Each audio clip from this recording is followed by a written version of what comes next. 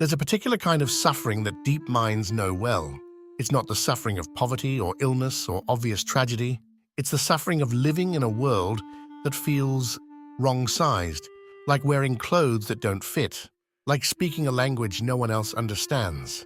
If you're a deep intuitive, an INFJ, INTJ, INFP, or INTP, you know exactly what I mean. You've spent your whole life feeling like you're watching life through glass, close enough to see everything, too far to truly touch it. And here's what nobody tells you. In response to this chronic disconnection, you developed coping mechanisms, survival strategies, ways of making the unbearable bearable. But these strategies, these psychological painkillers, they became something else over time. They became addictions, not to substances, not to behaviors, to entire ways of being. And the cruelest part? These addictions disguise themselves as virtues. They feel like depth, like authenticity, like intelligence, which is precisely why they're so hard to see. Today, we're going to examine 4 hidden addictions that keep deep intuitives trapped in a life that never quite begins.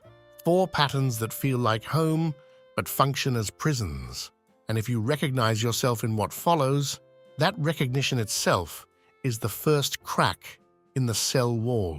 Let's begin with the most seductive addiction of all. The first addiction is melancholy as identity. Let me ask you something. When was the last time you felt genuinely uncomplicated happy and didn't immediately feel suspicious of it? When was the last time life felt light and you didn't interpret that lightness as shallowness? Deep intuitives have a peculiar relationship with sadness. It's not that you're always sad, that's not quite it. It's that sadness feels true, more true than joy, more real than contentment. You've learned to associate depth with heaviness, authenticity with ache. And somewhere along the way, you made an unconscious bargain. If I am sad, I am real. If I am heavy, I am awake. Jung called this the inflation of the shadow, when we identify so completely with our darker aspects that we begin to romanticize them, to need them as proof of our specialness. For deep intuitives, melancholy can become a badge of honor. It means you're not fooled by the world's shallow promises. It means you see through the facade. It means you're too conscious to be merely happy. But here's what actually happens. You start to curate your inner life around sadness. You listen to music that makes you ache. You seek out art that confirms your longing. You interpret neutral events through a filter of poignancy. You're not depressed exactly, you're devoted to a certain quality of feeling. And when life offers you something uncomplicated, a moment of pure joy, a relationship that doesn't require suffering, a creative project that feels effortless, you feel suspicious, like you're betraying something essential about yourself. Like happiness would mean becoming someone you're not. The signs are subtle. You romanticize heaviness. You distrust calm periods. You unconsciously return to what hurts because it feels profound. You might even notice yourself feeling disappointed when problems resolve too easily, when the narrative isn't complex enough, when the ending is just happy, because happiness to you feels like a lie. And here's the cost. You sacrifice presence for profundity. You miss the texture of your actual life because you're too busy poeticizing it into something darker, deeper, more meaningful. Contentment feels like self-betrayal. Your sadness feels meaningful, but meaning that never moves eventually becomes stagnation. So you keep returning to the ache, the longing, the beautiful sadness. Not because you're broken, but because it's the only feeling that confirms you're real. Jung understood this pattern deeply. He wrote that when libido, the psyche's vital energy, cannot find meaning, expression, or symbolic fulfillment in the outer world, it withdraws inward. There, it generates a rich, symbolic inner life, one that can gradually organize itself around suffering when it loses contact with lived reality. It's not pathological, it's creative, but it can become a trap, because meaning without suffering is possible. Joy without corruption is possible. You don't need to feel deep to feel valid. In practice, ask yourself today, What would I do if I didn't need to feel deep to feel real? Would you listen to different music? Allow yourself simple joy. Let a happy moment just be happy without suspicion. Try it. Notice what happens when you remove the requirement that everything must ache to matter. Because this first addiction, melancholy as identity, often masks the second. When you're too busy feeling to act, when you're too immersed in the poetry of your inner world, you convince yourself you're growing. You're not. You're consuming. Let's talk about addiction number 2. Insight without contact. This is the addiction deep intuitives rarely recognize because it looks like self-improvement. You read the books, you listen to the podcasts, you understand your attachment style, your cognitive functions, your enneagram, your childhood wounds. You can explain, with extraordinary precision, exactly why you are the way you are. You know your patterns, you see your defenses, you've mapped your psyche like a cartographer. And yet, your life doesn't change. Your relationships still follow the same script. Your career still feels stuck. Your creative work still lives in your head. Because here's the truth. You're addicted to understanding as a substitute for living. Jung warned against the sterile intellectualization of the psyche when insight replaces encounter and understanding becomes a substitute for living. For deep intuitives, this addiction is particularly seductive because you're good at insight. You're gifted at pattern recognition. You can see the psychological architecture behind everything. An insight feels productive. It feels like progress. It gives you control. It reduces uncertainty. It preserves your self-image as someone who is aware, someone who is working on themselves. But here's what's actually happening. You're becoming fluent in maps while avoiding the terrain. You can describe in vivid detail why you struggle with intimacy, but you don't make the call. You understand exactly why you procrastinate on your creative work, but you don't publish. You know your triggers, your wounds, your defenses, but you don't set the boundary. You don't have the conversation. You don't take the risk, because understanding is safe. Understanding doesn't require vulnerability. Understanding doesn't risk failure or rejection or being seen in your actual imperfection. The signs. You binge psychology content, you consume framework after framework, you feel a rush when something clicks, but that rush is the entire experience. Nothing translates. You're perpetually preparing to live. Always one more book away, one more insight away, one more realization away from finally being ready. But ready for what? Ready to actually move. And here's the cost. Analysis paralysis. Your inner world becomes more real than your outer world. You live in explanation, in interpretation, in the crystalline clarity of comprehension, while life, messy, immediate, embodied life, passes by. Jung said, "The shoe that fits one person pinches another." There is no recipe for living that suits all cases. In other words, no amount of understanding will give you the formula. At some point, you have to stop reading the manual and touch the actual machinery. One behavior beats 1,000 realizations, and this addiction is so hard to see because it feels virtuous. Insight looks like responsibility. Awareness looks like maturity, but what it often does is delay exposure. As long as you are understanding yourself, you don't have to risk being seen. As long as you are analyzing the pattern, you don't have to step into the moment where the pattern could actually change. If you're recognizing this pattern in yourself, this addiction to insight over action, leave a comment below. Tell me, what's one insight you've had 100 times but never acted on? Sometimes naming it publicly is the first step toward breaking the pattern. And if you haven't already, hit the like button. It tells YouTube to share this with other deep intuitives who need to hear it. In practice, after any insight, force one action within 48 hours. One conversation, one boundary, one imperfect move. Send the email, have the conversation, publish the thing you've been perfecting. Let the insight meet reality. Because here's what you'll discover. Reality talks back. And that conversation, that friction between your understanding and the actual world, that's where real change happens. Not in the next book, not in the next framework, in the collision. But there's a reason you avoid that collision. a reason you stay in your head. And it brings us to the third addiction, one that masquerades as intelligence but is actually fear in a tailored suit. Prediction as safety. Deep intuitives are obsessed with the future, not in an excited, optimistic way, in a vigilant way.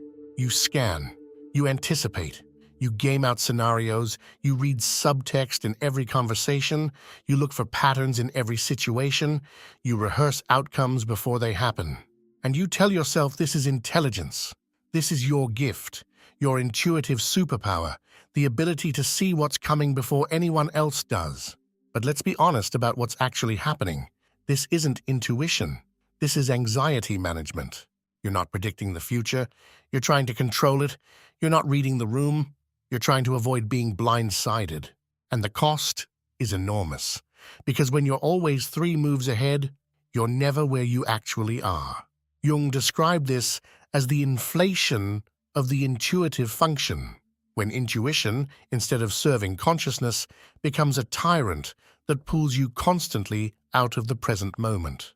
For those with dominant introverted intuition, seen in INFJs and INTJs, this shows up as an almost psychic quality.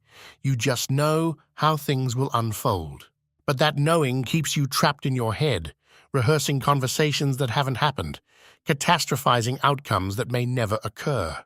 For those with auxiliary extroverted intuition, INFPs and INTPs, the pattern is different but related.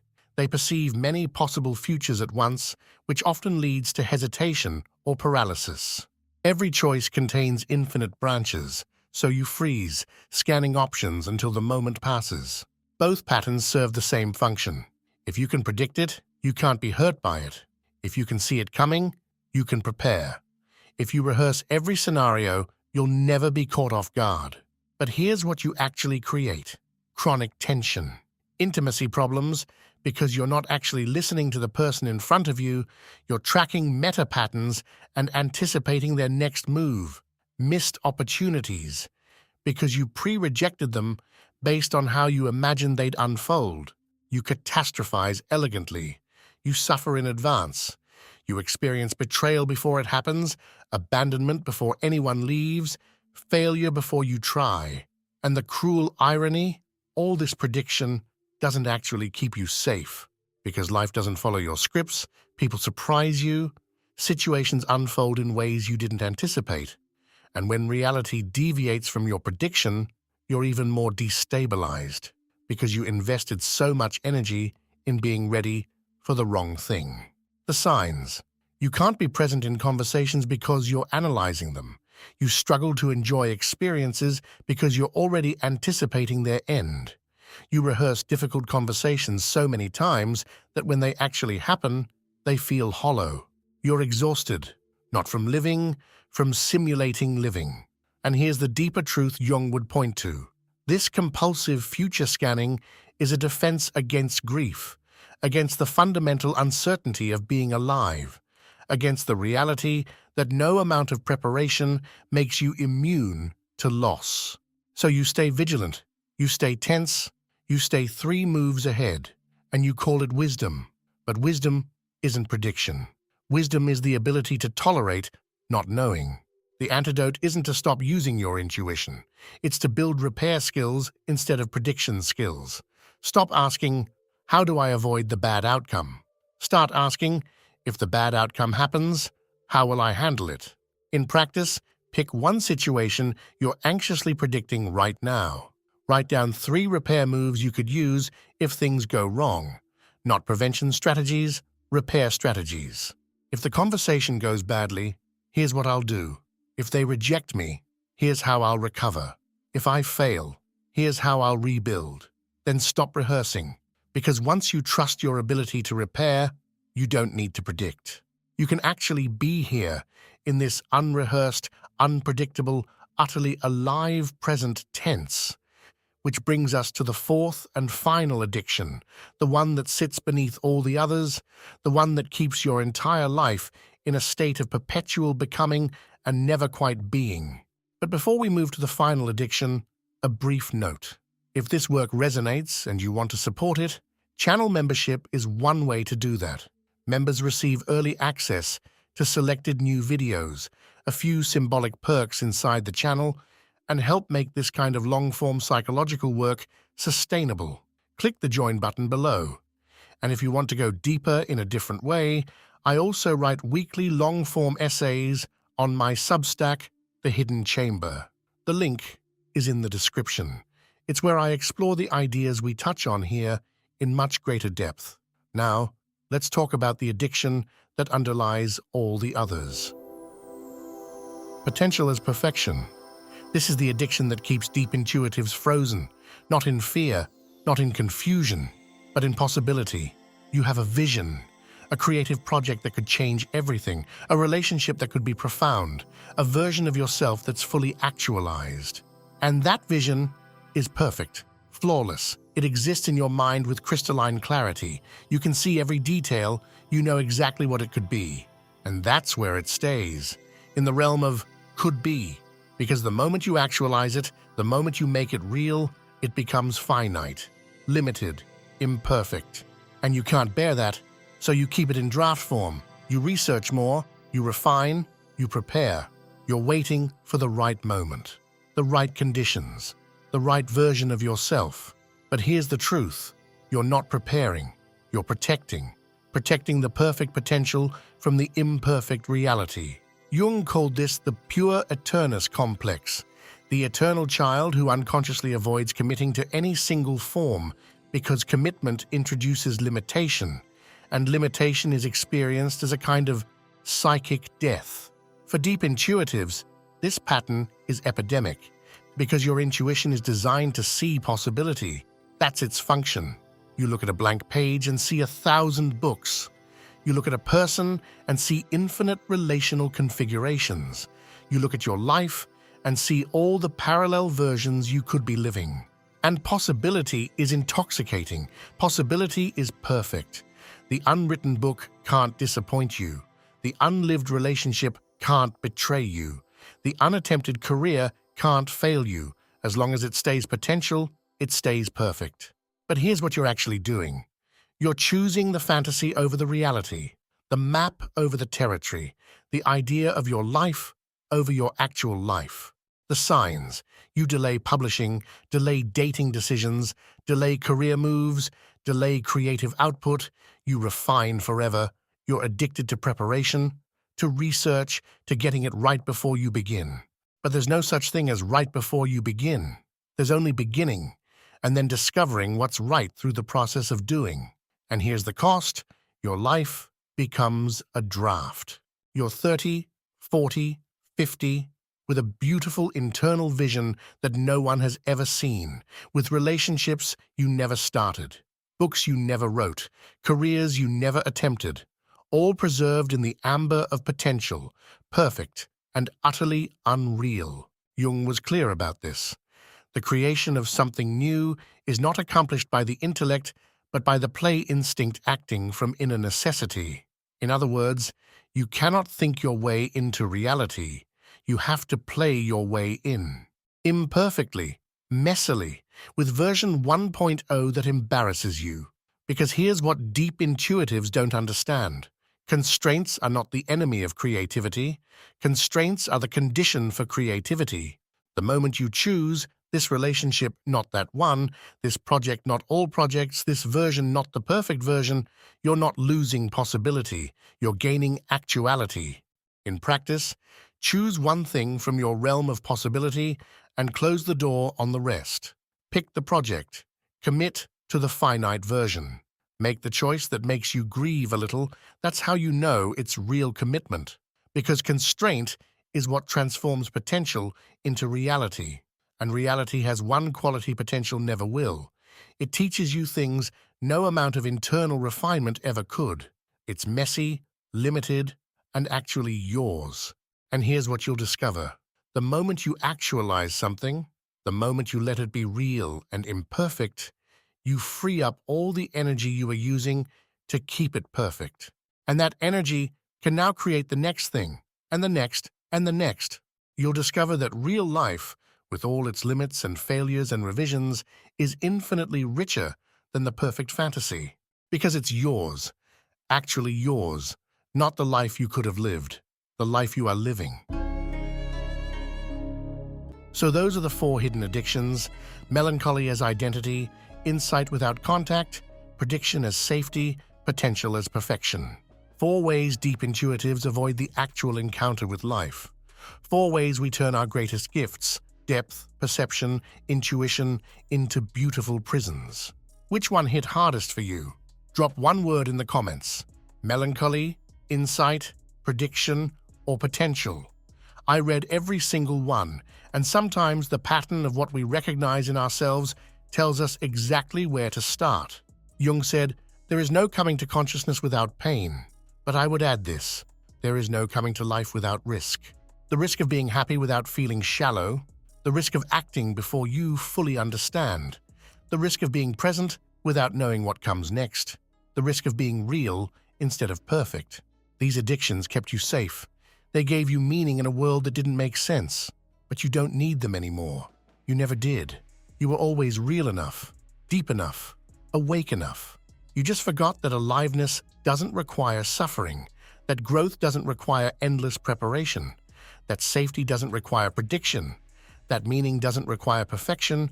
It just requires showing up to your actual, imperfect, gloriously limited life, the one happening right now. Welcome home. If this video gave you something, a recognition, a permission, a crack in the cell wall, do 2 things. Subscribe to this channel so you don't miss the next one, and share this video with another deep intuitive who needs to hear it. Sometimes we need someone else to name the cage before we can see we've been living in one.